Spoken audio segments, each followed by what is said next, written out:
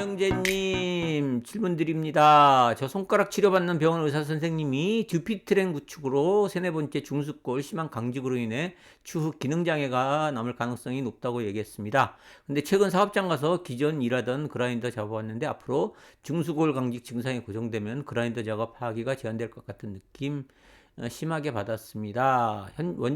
원 직장에 복귀를 못하면 손해배상 청구할 때 유리한가요? 아니요. 손해배상 청구할 때는 원 직장 복귀 여부를 가지고 하는 게 아니고요. 본인이 그 사고 당시에 가졌던 직업을 기준으로 해서 장래 그 손가락 부분이면은 이제 손가락 부분에 대한 노동력 상실률만을 기준으로 해요. 다만 그런데 이제 노동력 상실률을 판단을 할 때 그 했던 일과 관련해서 직업계수라는 게 있어요. 그래서 손을 많이 쓰는 경우다 그러면 직업계수를 통해서 노동력 상실률이 조금 더 높게 판단될 따름이지, 그 부분에서 그라인더 작업을 더 이상 못한다고 해서 그 배상 청구할 때 유리하거나 하는 건 아니에요. 그래서 그 노동력 손해배상을 하기 위한 노동력 상실률은 전체적인 해갖고 내가 노동력 상실률이 만약에라도 축구 선수가 발이 다쳤다. 발이 다쳤을 때 노동력 상실률은 축구 선수로서는 100%잖아요. 그런데 그런 식으로 판단하는 게 아니거든요. 그래서 축구 선수가 손이 다쳤을 때 30%, 발이 다쳤을 때 20%다.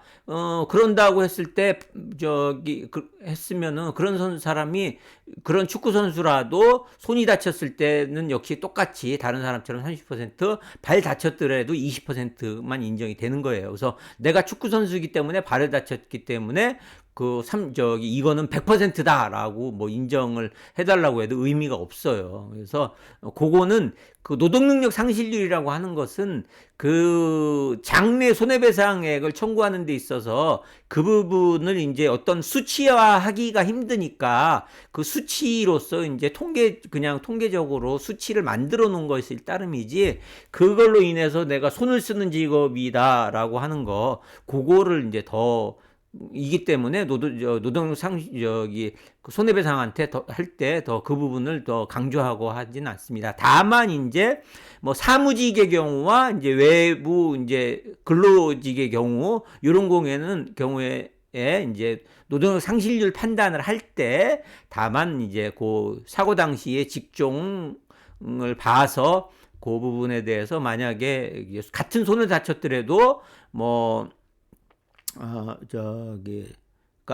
손을 다치면은 뭐 같은 손을 다쳤다면 사무직의 경우에도 컴퓨터 하기 힘드니까는 그냥 다리가 다친 걸로 하죠. 그러면은 같은 다리를 다쳤다고 하더라도 그 근로 현장에서 일하는 사람하고 사무직으로 일하는 사람의 경우에는, 근로 현장에서 일하는 사람들의 경우에는 그 일을 완전히 뭐 노동력 상실률이 100%에 가깝잖아요. 그렇다고 하더라도 똑같은 노동력 상실률을 인정하는 것이 아니고 그러니까 그 노동력 상실률 기준은 똑같고, 다만 이제 발의 경우, 다리의 경우 무슨 직업에 종사하는 자, 그래서 뭐 사무직의 경우에는 25%다. 그러면은 이제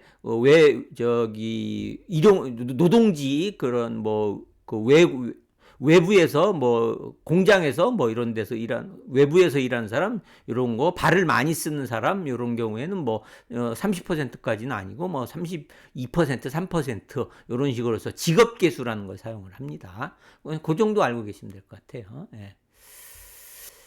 김명재님, 직업계수랑 방금 답변해 주신 거 5만% 이해했습니다. 이해되셨어요? 예, 다행이네.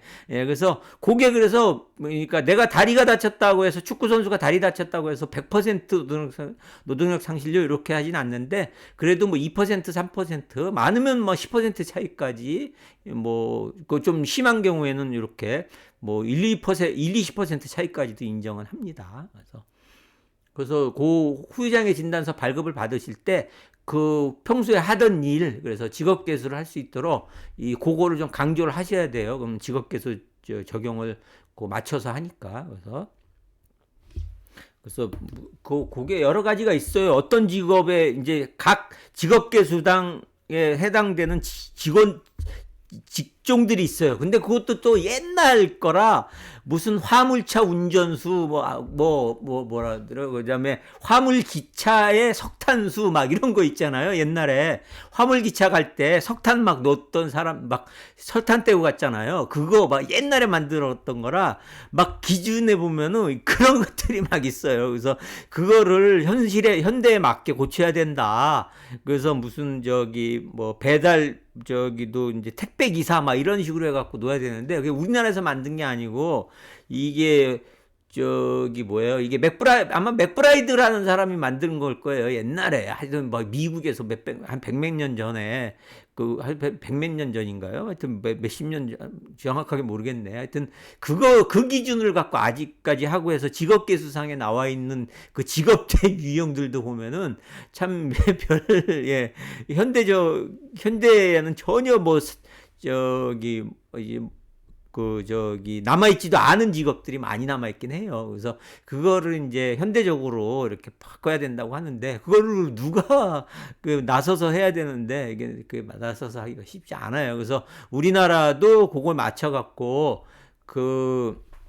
맥브라이드 표하고 맥브라이드 표가 자체가 워낙 꼼꼼하게 잘 돼 있으니까 맥브라이드 표를 자체를 없앨 수는 없고 그래서 맥브라이드 표랑 이제 새롭게 또 이제 AMA 방식의 이제 장애 진단 그게 있어요. 현대적인 이제 직업이나 이런 것들을 좀 반영을 한 그거랑 해갖고 이제 법원에서 새롭게 이제 하려고 하는데 그게 아마 제대로 안 됐을 거예요. 그래서 아직도 그냥 맥브라이드 표를 쓰고 있습니다. 예.